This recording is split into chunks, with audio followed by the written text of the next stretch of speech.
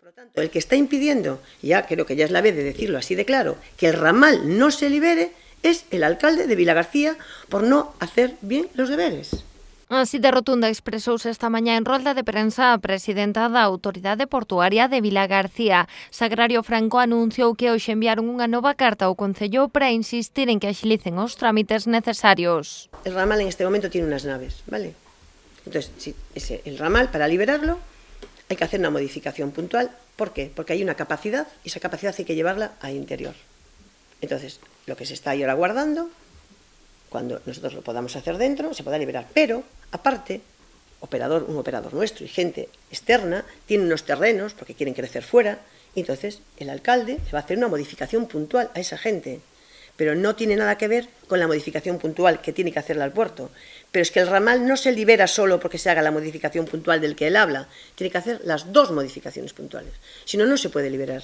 Esta primeira modificación permitiría a construción de novas naves en 75.000 metros cadrados repartidos entre Ferrazo e o Peirao Comercial, superficie suficiente para acoller os operadores que agora mesmo almacenan preto de 20.000 toneladas de mercadoría en o ramal. Nos hemos dirigido al Concello, como ustedes saben, a través de escrito en fechas del 15 de marzo, 7 de junio, 24 de octubre del 17 y nuevamente en abril de este año. No nos consta que se haya hecho nada.